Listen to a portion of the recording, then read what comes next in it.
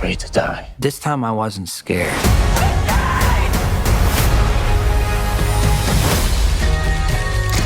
Mickey 17 is the latest sci-fi comedy flick to hit theaters. The movie is directed by Bong Joon-ho, who of course won Best Picture and Best Director for the film Parasite. And I'm pretty sure since then the whole film industry has been looking forward to what he was going to do next, and he landed on Mickey 17, which is an adaptation of the novel Mickey 7 by Edward Ashton. The film has a stacked cast in it. We'll start with Mickey, who is played by Robert Pattinson. He plays Mickey 17. He also plays all the other versions of Mickey, but more on that in a little bit. The movie also stars Steven Yeun from The Walking Dead as Mickey's best friend Tymo, and it stars Naomi Ackie, who I hadn't seen until last year's Blink Twice, and I thought she was great in that film. She's in this movie as the girlfriend of Mickey, and her name is Nasha. And rounding out the top cast in this film, we have Mark Ruffalo playing Kenneth Marshall, who's a failed politician turned into a guy who wants to create a super race on another planet, and his wife, played by Toni Collette from Hereditary. So there's a pretty big cast in this film, all those names attached to such a big director. I was pretty excited for this movie. So what is this film all about? Well, this film is set way in the future in a futuristic sci-fi world where not only can we travel to other planets to try and inhabit those planets, but we've also learned the technology of cloning. But cloning on Earth has been banned because a serial killer got a hold of it and used it to basically create clones of himself so he would have an alibi to go commit murders. So while it was shut down on Earth, it has been allowed for space travel, and that is where Robert Pattinson's character of Mickey comes in, because as somebody who's trying to get off Earth, no matter what, he signs up to be an expendable.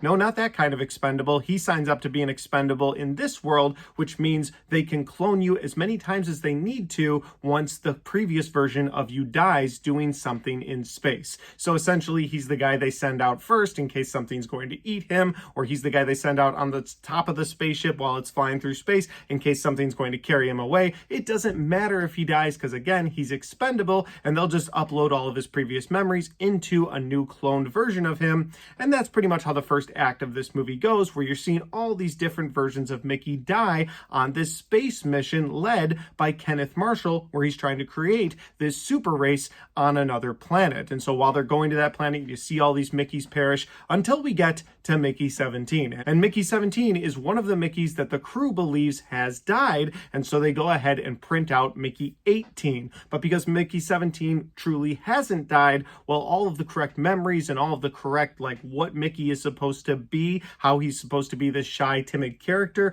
well, all of that doesn't download correctly because the previous Mickey hasn't really died. And so what comes out is a more murderous and more angry version of Mickey. And so now you get dual Robert Pattinson characters, where you have a more angry and upset version of Robert Pattinson's Mickey, and then you have a very timid and shy Mickey 17 that's still alive. And while I said cloning's not allowed in space, one other thing I didn't mention yet is that if you have more than one, well, both of them have to be terminated. So now you've got these two different versions of Mickey trying to stay alive. And that is the most synopsis that I'm going to give you for this film. There's a lot more plot detail, and I mean a lot more plot detail, but I'm not going to go into any more of it. I'm just going to leave it at that. If that sounds like an interesting concept for a film, well, you should check this movie out. It is playing in theaters now. I saw it in IMAX. Some of the visuals in this movie are a lot of fun in IMAX, so I'd recommend it there. That being said, I am going to get to my positives and my negatives here in a second, but before I do that, if this is the first time you found my channel, well, I would love for you guys to hit that subscribe button. Check out all the different content on my channel, whether you like movie reviews just like this,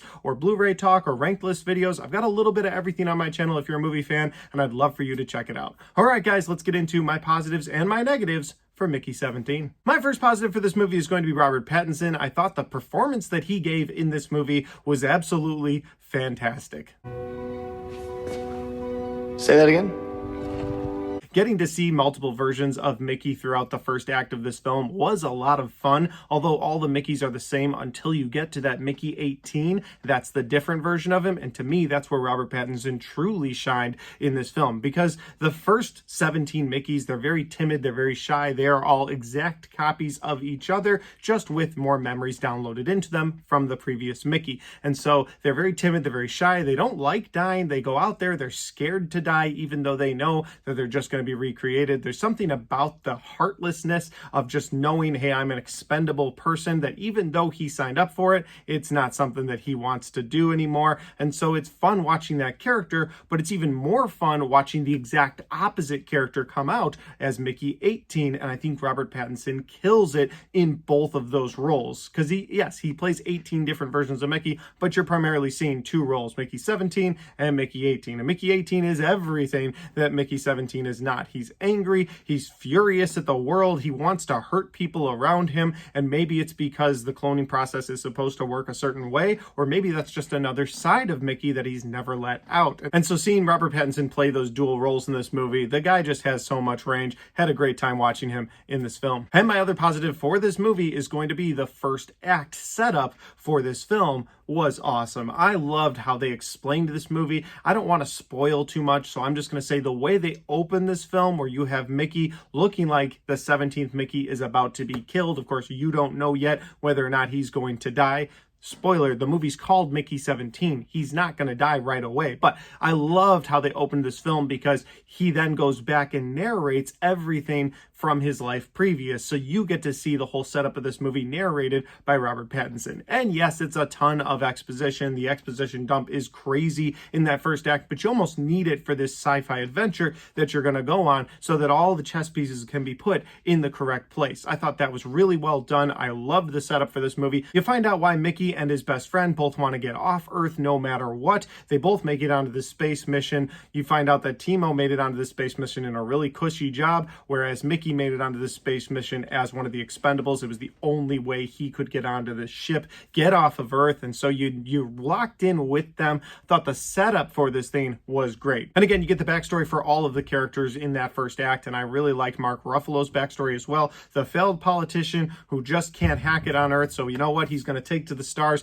He's going to take his cult group of followers with him. There's a lot of there that's political satire in our own world today, and I thought they did that really well. That'll do it for my positives in this movie. We move now to my negatives, and most of my negatives lie with the last half of this film, and we'll get into some of those in a second. But the first thing I'll say is that at 2 hours and 17 minutes long, this movie isn't the longest film to release in theaters by a mile, and maybe that runtime could have been justified if there didn't seem like there was so much of this film that could have been left on the cutting room floor. And what I mean by that is that you've got a 2 hour and 17 minute film that felt like it was 4 hours because they go into so much detail throughout this film that they just didn't need to go into. There were so many moments where you're watching a scene, you're like, I would have cut that, I would have cut that, I would have cut that, and I would have gotten to the exact same point, and I would have gotten that across to the viewer the exact same way. I'm not saying I could have made a better movie than Bong Joon-ho. I'm just saying that as the viewer, I noticed things that could have been cut out to trim the runtime on this film, or at least make it not seem as long as it actually was. Like a movie, again, 2 hours, 17 minutes, not a bad runtime for a sci-fi epic film where you're trying to tell some intense stories, but when you drag out so many scenes in this film, especially the ending of this film, where you get to a point where you're like, okay, that's the end. What a long movie. I guess we're done here. Nope. They go into a Lord of the Rings Return of the King situation where they're like, now we got to show you where every character ends up. But unlike Return of the King, I don't have the affection for these characters because I haven't been watching them over several years building to this. I've been watching one movie that feels several years long. And so when you get to the end of this movie, you just want it to be over. And yet they want to show you where this character winds up. They want to show you where this character winds up. And after a while, I'm just like, please, I don't care where these characters just end the movie. I'm done with it. You got to the end. You made your point. I get it. You're just going to keep going. Okay, we're going to keep going with this. So again, 2 hours, 17 minutes, not the longest runtime, but it feels like the longest runtime. That'll lead me to my next negative of this movie, and that is that none of the characters except for Mickey really feel like they're in a sci-fi and comedy film. And I think that's maybe because Robert Pattinson's playing dual roles, so you can see some of the comedy, even though it's dark comedy side to Robert Pattinson, or you could see the dramatic, intense side of the sci-fi film from Robert Pattinson, because again, he's playing dual roles as Mickey 17 and 18 in this movie. But every other character either seems to be in a dark comedy where where the comedy's not that funny, or they're in a really serious drama and it's not that serious, like it just doesn't matter to you, the viewer. I'll give you an example. There's a scene where Kenneth Marshall and his wife both invite a woman to dinner every night on the spaceship. Somebody, some lucky winner, gets to go to dinner with them, and they're pretty much scumbags, and so you always assume there's going to be some sort of alternate agenda for why they invited that person. So one night they invite this gorgeous looking girl to their dinner party, and they're talking to her about how she is going to be the one that's going to birth the next human race. And while that could be played off as a dark comedy moment, and you're like, oh, okay, that's kind of gross, but that's who they are, and maybe they're going for some dark comedy here, the actress on the other side of the table plays it completely serious and just looks at them and goes, am I just a uterus to you? And at one point you're like, yes, they're scumbags. Are you not realizing this? But it's almost like those characters are in two different movies, then they don't realize they're both making the same film. Like, for instance, you've got Mark Ruffalo and Toni Collette on one side, hamming it up, over-exaggerating their characters, being really silly and just, you kind of cringy, but cringy in sort of a dark comedy way where you're like, okay, I get what you're going for. But on the other side of the table, this other actress is very straight-laced, very serious, very sci-fi drama, and you're just like, wait a minute, hold on. I know you're going for political satire here, but do you guys know you're in the same movie and that these genres are supposed to cross in this movie? So I don't know if you chalk that up to bad writing, bad acting, bad directing, or all three together. Either way, the tonal shifts of the characters in this movie did not help what I was already experiencing with that runtime problem where it felt like they were going on too long in those scenes. So not only were they going on too long in those scenes, but I didn't feel like the characters all were committed to being in the same film together. And my final negative for this movie is that the third act is truly overbloated with way too much story, way too many characters trying to finish what they're trying to do.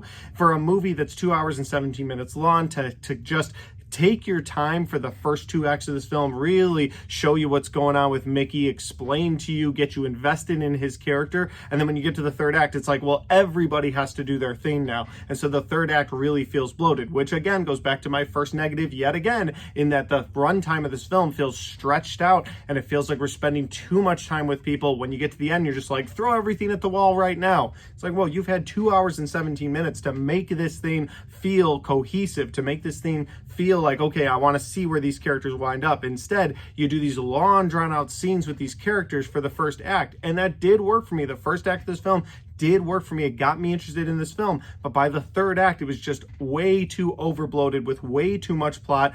And to be honest, it was way too much plot for something that was pretty simple in nature. You've got sort of this political mastermind who's leaving Earth with his cult. He's trying to go to a new planet and eviscerate anything on that planet to start what he calls the superior race. It's just not that complicated, but the movie wants it to be that complicated. It wants to be, oh my goodness, this is mind-blowing. This is something incredible we've never seen before. But I just couldn't help but think, no, we've kind of seen all of this play out before. You're just doing it a little differently. And so for me, the third act for this movie really fell flat. It really didn't work for me. Overall, I had one of the most disappointing experiences in a movie theater this year so far with Mickey 17. This was on my top 10 most anticipated movies of 2025, and because of that, it's very likely this will be on my top 10 most disappointing movies of 2025 list. Would I recommend it to people? Well, if you're a big Robert Pattinson fan, I'd say maybe wait for it on streaming. Check it out there, and I only say streaming because it gives you the chance to fast forward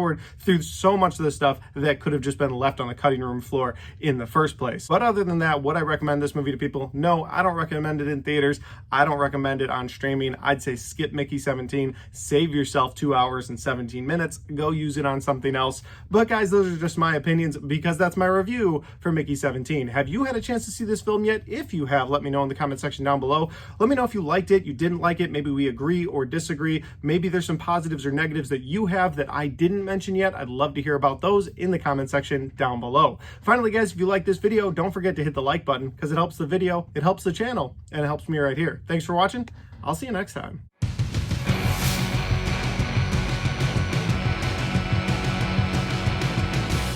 Alright guys, we got to the end of my Mickey 17 review, and while I didn't have a great time watching this movie, I did have a great time making this review, putting my thoughts out there, getting to share them with you guys. Again, if you have thoughts, let me know in the comment section down below. And finally guys, if you like this video and you want to check out other content on my channel, well, I've got all of my best and worst of 2025 right there, and I've got all of my 2025 movie reviews right there.